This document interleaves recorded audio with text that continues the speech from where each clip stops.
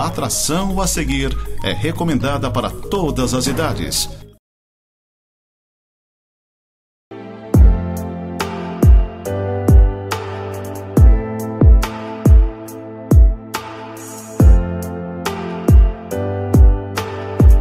Olá, gente querida, que a graça do nosso Senhor Jesus Cristo esteja com cada um de vocês neste momento, em meio à sua casa, em meio à sua família, trazendo um tempo de alento, de esperança, em meio a tantas notícias, a tantos acontecimentos que tendem a roubar a nossa paz, a nossa alegria. O meu desejo é que o Papaizinho do céu esteja cuidando de você e da sua casa. Eu lembro da minha mãe nesse momento. Minha mãe, quando eu era um garoto, ela me ensinou uma oração. A gente fazia essa oração todas as vezes antes de dormir. A oração dizia assim: dá a mim tão pequenino um puro coração, Senhor, nele há de morar sozinho meu Jesus com o seu amor. Eu era muito pequeno, mas muito pequeno mesmo, né? Hoje eu só sou bonito, não é? Brincadeiras à parte, a gente guarda essas coisas no coração. Eu tenho certeza que o Papai do Céu ele honrou cada uma dessas orações que foram feitas, porque é muito difícil a gente guardar puro o coração da gente em meio a tanta maldade, a tanta confusão, a tantas histórias que chegam nos nossos ouvidos. Guardar puro o coração, né? Dizer que Jesus há de morar sozinho no nosso coração, precisa ter muita graça e muita ousadia para falar isso. Por que eu estou mencionando esse exemplo? Porque no livro de Provérbios, no capítulo 4, no verso 23, diz assim, sobretudo o que se deve guardar, guarda o teu coração, porque dele procedem as fontes da vida. Vou repetir, sobretudo, de todas as coisas que você precisa aprender a guardar, tem que guardar o coração. Por quê? Porque dele procedem as fontes da vida. Nós sempre aprendemos que o coração é a sede dos sentimentos, não é? Nós sempre aprendemos que o coração ele aponta para o centro do ser humano, não é? O coração seria, vamos dizer assim, o homem interior em contraste naturalmente com o homem exterior. O nosso homem exterior ele pode se corromper, se corroer, vamos dizer assim, pelas lutas, pelas dificuldades, pelos problemas, pelas notícias. O nosso homem exterior se corrompe, ele se destrói, mas o nosso homem interior, aquilo que nós somos de fato, permanece firme e inabalável. O nosso coração é, vamos dizer assim, o lugar aonde nós guardamos as nossas melhores lembranças, as nossas melhores memórias, é onde nós guardamos o nosso verdadeiro tesouro. Eu ousaria dizer que você é aquilo que está em seu coração. Você não é a sua formação, a faculdade, o estudo que você fez. Você é o que está no seu coração. O seu verdadeiro eu é aquilo que você carrega dentro do seu coração. Por que eu falo isso? Porque aqui, o rosto, ele pode ser mudado, ele pode ser fingido. As minhas atitudes, as minhas ações, elas podem ser trabalhadas. Eu posso simplesmente aparentar o que eu não sou. Mas eu não tenho como mudar a minha essência, eu não tenho como mudar o meu coração. Quem de fato eu sou é o que está dentro do coração. No Evangelho de Lucas, capítulo 6, se você tiver uma Bíblia e você puder apanhar, Lucas capítulo 6, o verso 45, o Senhor Jesus, ele trabalhou algo nesse sentido, dizendo que o homem bom, verso 45, o homem bom, do bom tesouro do seu coração, tira o bem, e o homem mau, do mau tesouro, tira o mal, porque a boca fala do que está cheio o coração. Olha só que coisa interessante. Jesus ele está equiparando ou comparando aqui o coração de um homem como se for um depósito. Um depósito é um lugar onde você guarda coisas, onde você armazena coisas. Uma vez tendo colocado coisas dentro desse depósito, quando você for tirar, não vai tirar algo diferente daquilo que foi introduzido naquele ambiente, ou no coração, no caso, não é? Então Jesus está dizendo que o homem bom, a pessoa boa, ela tira um bom tesouro do seu coração. Por quê? Porque ela armazenou o seu coração com boas coisas, não é? O homem mau, do mau tesouro do seu coração, ele tira o mal. Não tem como colocar coisas más e tirar coisas boas. Não é isso que Jesus está dizendo. A boca fala do que está cheio o coração. Então a pergunta que eu tenho para fazer para você é: qual é o seu assunto? Qual é o seu conteúdo? O que você tem falado? O que você tem falado tem gerado vida? O que você tem falado dentro da sua casa, em meio à sua família, ao redor da sua mesa, tem criado vida ou tem destruído? O que você fala é o que está no seu coração. Suas palavras denotam quem, na verdade, você é. Eu sei que é muito difícil ouvir uma coisa assim, é muito doloroso, mas é verdade. O que está aqui dentro do meu coração é o que de fato eu sou. Eu sou o resultado daquilo que está armazenado no meu coração. Muito simples, é bem simples, né? Os olhos, eles podem ver, vamos dizer assim, e alimentar as nossas vontades. Eu vejo um carro bonito, um carro bacana, e eu posso dizer: não, eu gostaria muito de ter um carro como esse, não é? Eu posso olhar para uma roupa numa vitrine e eu posso desejar ter aquela roupa. Eu aguço os meus sentidos, a minha vontade ela vem, né? Os meus olhos alimentam as minhas vontades, aguçam os meus desejos, não é? Você vê uma torta linda, maravilhosa, um bolo, uma cuca, né? Você passa na frente de uma panificadora, de uma confeitaria, e você vê aquela torta, aquela Marta Rocha, a coisa mais linda do mundo, e aí você começa a salivar, você tem vontade, né, de comer um pedaço daquela torta. Então o que acontece? Os olhos aguçam os nossos desejos, né? Os olhos despertam os nossos pensamentos. Os olhos podem fazer isso. Mas o coração, ele é construído a partir das nossas formações, a partir da nossa história, a partir dos conceitos que nós erigimos, não é? A partir da nossa formação, a partir daquilo que papai e mamãe começaram a ensinar, não é? Eu lembro que as melhores e mais profundas coisas que eu sei, que eu conheço, eu devo à minha mãe. Porque ela sentou comigo, ela me ensinou, a minha mãe colocou livros na minha mão e disse: filho, leia esse livro.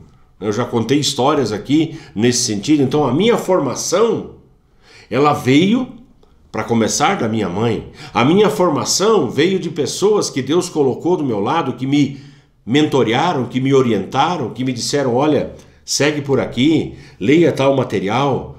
Então a minha mente, ela foi sendo forjada, ela foi sendo moldada a partir dos meus relacionamentos. O meu coração, ele foi moldado a partir dessa história que eu tenho com Deus, desde o dia 29 de maio de 1980, que eu ando com o Senhor. Então o meu coração, ele foi sendo moldado, ele foi sendo trabalhado. Os meus conceitos, os meus valores de vida foram sendo armazenados dentro do meu coração. Então o coração, ele apenas externa aquilo que na verdade, em essência, nós somos. Como guardar o coração? Voltando lá para aquele texto de Provérbios, capítulo 4, verso 23, como guardar então o coração? Primeira coisa que você precisa entender é que nós precisamos vigiar os nossos pensamentos. Para guardar bem o nosso bom depósito, para guardar bem o nosso coração, nós precisamos vigiar os nossos pensamentos. Guarde isso. Enquanto você vai ouvindo, abra sua Bíblia comigo, se você tiver, no Evangelho de Mateus, capítulo 15, os versos, na verdade, 18 a 20, eu vou te situar aqui no contexto. Mateus, capítulo 15, Jesus está tendo uma controvérsia com as pessoas sobre aquilo que eventualmente poderia contaminar uma pessoa, contaminar o homem.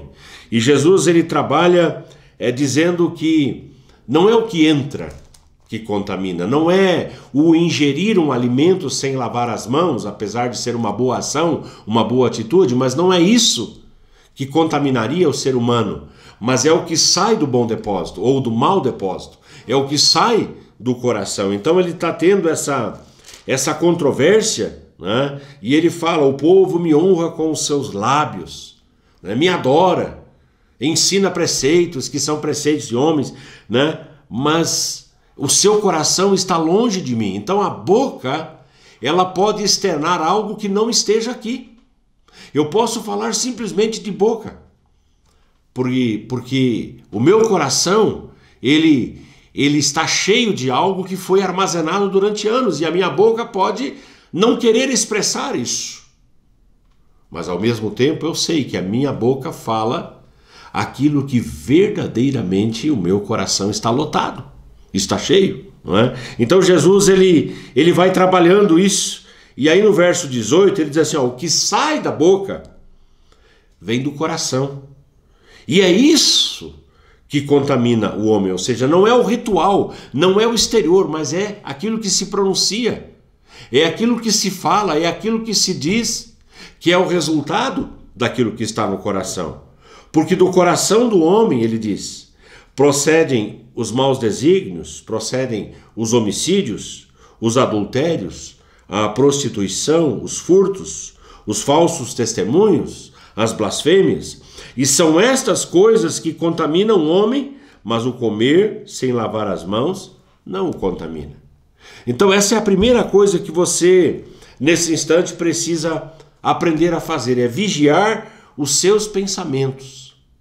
Vigiar a porta dos seus lábios, porque os lábios vão acabar expressando aquilo que está dentro do coração. Então o que sai do coração, isso precisa ficar claro nesse momento, é o que sai do coração que denota verdadeiramente se o coração é bom ou se o coração é mau. É simples assim, muito simples. Então, como guardar o coração, pastor? Primeiro, vigiando os seus pensamentos, vigiando aquilo que você recebe, vigiando aquilo, vamos dizer assim, que acaba chegando na sua vida, seja por que meio for. Nós precisamos aprender a fazer um filtro, filtrar as informações, filtrar os conceitos, filtrar, vamos dizer assim, a entrada, né, perante os nossos olhos. Segunda coisa é cuidar da ocupação da mente. O apóstolo Paulo, escrevendo aos Filipenses, se você tiver a sua Bíblia e puder abrir, capítulo 4, verso 8, eu falei em primeiro lugar de vigiar os pensamentos. Segunda coisa, cuidando da ocupação da mente. Ele fala no capítulo 4 aos Filipenses, verso 8, dizendo: finalmente, irmãos, tudo o que é verdadeiro, tudo o que é respeitável, tudo o que é justo, tudo o que é puro, tudo o que é amável, tudo o que é de boa fama, se alguma virtude há e se algum louvor existe, seja isso o que ocupe o vosso pensamento. Olha que coisa linda. Então, tudo aquilo que é verdadeiro, então deixa entrar. Tudo aquilo que é respeitável, tem respeito, deixa entrar. Tudo aquilo que é justo que você está vendo e ouvindo, deixa entrar. Tudo que é puro, tudo que é amável, isso é puro, é amável, respeitável, deixa entrar. Tudo aquilo que tem alguma virtude, algum louvor, é venerável, deixa entrar. O que não for nesse sentido, rejeita, deixa fora, porque vai te fazer mal. Vai te fazer mal. Então, o que eu aprendo aqui? Eu aprendo que não basta apenas evitar, vamos dizer assim, os pensamentos errados. Às vezes a gente luta contra os pensamentos errados e eles vêm, não é? O reformador Martinho Lutero, ele dizia que nós não podemos impedir as aves de voarem sobre a nossa cabeça, mas nós podemos impedi-las de fazerem os seus ninhos. Então, às vezes, os pensamentos errados, eles vêm. A maquinação maquiavélica, a maquinação errada, distorcida, vingativa, muitas vezes vem na nossa mente, mas dar corpo, dar vazão, cabe a mim e cabe a você não permitir, cabe a mim e a você dominar esses pensamentos que vêm esse sentimento de maldade, de ruindade, cabe a mim e cabe a você evitar que eles tomem corpo ou se proliferem.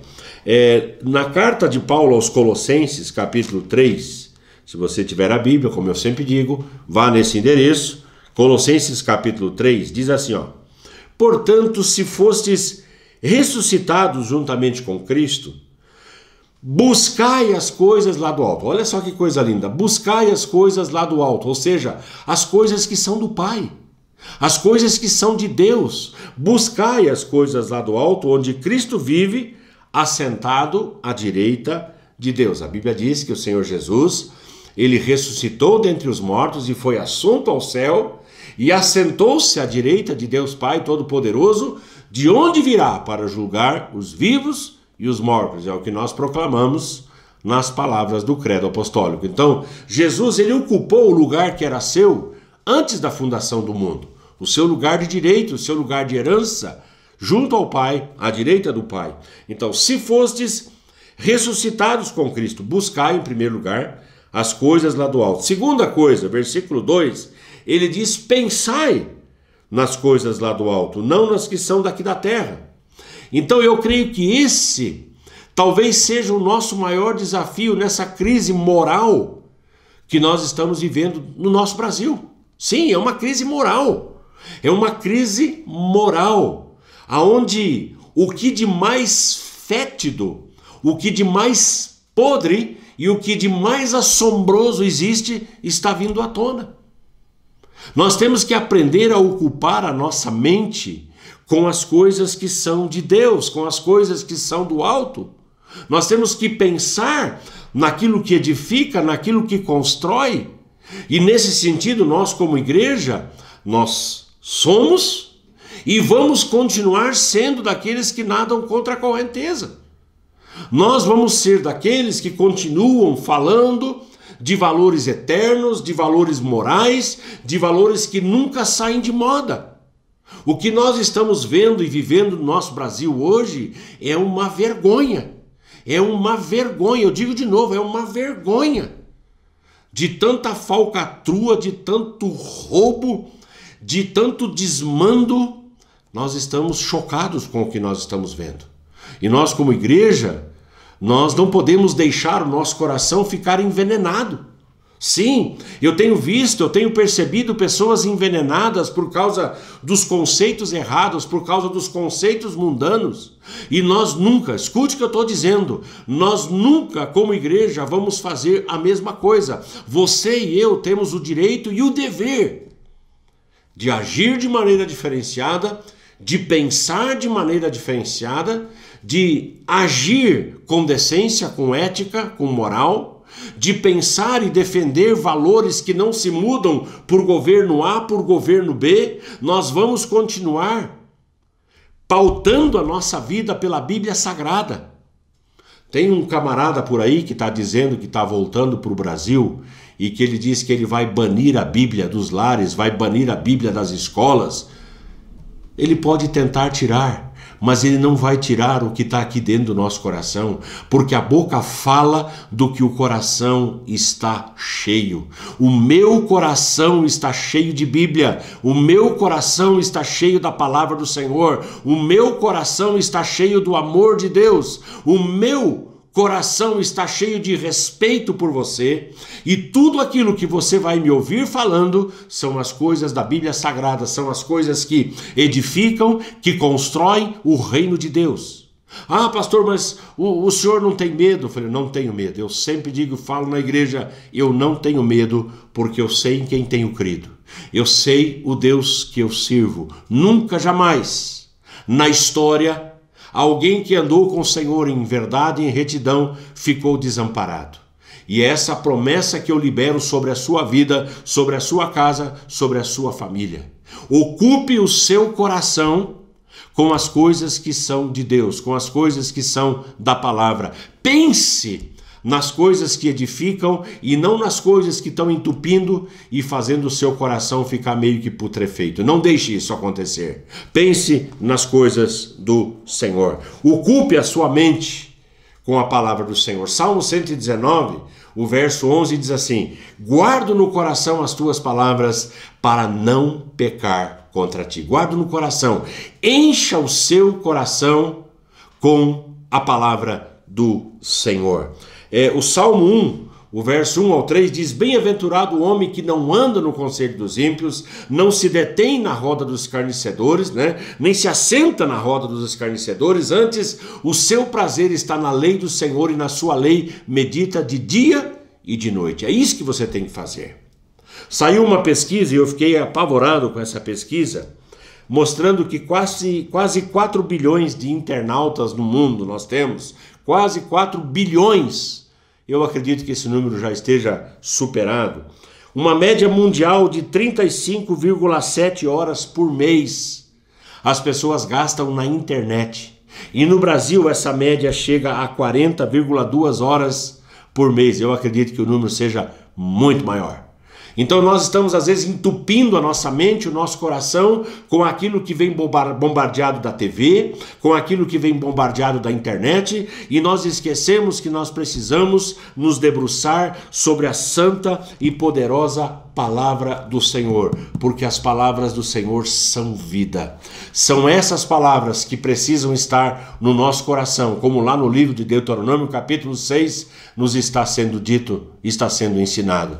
Guarde essa palavra, guarde a palavra no seu coração. Não seja envenenado por A, por B, por programa tal, por programa tal. Vá para a palavra, vá para a Bíblia, coma a Bíblia, encha o seu coração da palavra do Senhor. Fale de esperança, fale de vida, fale daquilo que constrói, fale daquilo que vem alegrar o coração das pessoas que estão à sua volta. É essa palavra, esse recado que eu deixo para você. Cuidado com os perigos da internet. Aqui você tem vida e você provavelmente, lendo as sagradas letras que podem tornar-te sábio para a salvação em Cristo Jesus, vai ter um encontro com o autor da vida, que é Jesus Cristo de Nazaré. Que Deus te abençoe. Vamos orar. Paizinho querido, Deus de amor, Deus de graça, eu te agradeço pela tua palavra. É ela que nos traz alento, é ela que nos conforta, é ela que arranca de nós a esperança em meio a tantos noticiários depreciativos, negativos, inverossímeis. Nós queremos aprender a confiar que o Senhor tem o controle de todas as coisas nas suas mãos. O Senhor ainda é o Senhor da história. O Senhor ainda é e vai continuar sendo o Senhor sobre esse nosso Brasil que nós tanto amamos e por quem nós oramos e vamos continuar orando sempre. Pai, eu oro para que a Tua palavra esteja neste lar, nesta casa, e a Tua palavra seja alento a esses corações que muitas vezes ficam desalentados com tudo aquilo que ouvem e com tudo aquilo que recebem. Eu oro para que o Senhor cuide de cada vida e alimente com a sua palavra, em nome do Senhor Jesus. Amém e amém. Meu amado, minha amada, que Deus te abençoe, que Deus te guarde, que Deus guarde o seu coração, tá bom? Beijão para vocês. Eu sirvo um Deus que faz milagres todo dia. Ele é o Deus que faz sinais e maravilhas. Só Ele é Deus sobre a terra e o céu. Ele é grande, Ele é bom e fiel. Ele me deu todo o amor do céu, tão divino. Seu Filho Jesus, que naquela cruz mudou meu destino. Quando eu pensei estar só, não estava, porque o meu Deus me acompanhava. Ele é o que eu preciso todos os dias. Ele é a verdade, estou seguro, pois Ele não muda, não tem variação. Esse é o Deus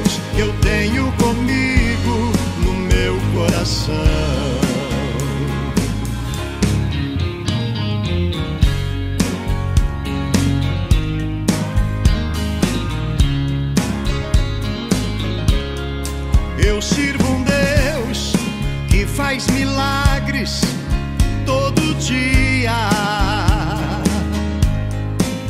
Ele é o Deus que faz sinais e maravilhas. Só Ele é Deus sobre a terra e o céu. Ele é grande, Ele é bom e fiel. Ele me deu todo o amor do céu, tão divino. Seu Filho Jesus, que naquela cruz mudou meu destino. Quando eu pensei estar só, não estava, porque o meu Deus me acompanhava. Ele é o que eu preciso todos os dias. Ele é a verdade, estou seguro, pois Ele não muda, não tem variação. Esse é o Deus que eu tenho comigo no meu coração. Quando eu pensei estar só,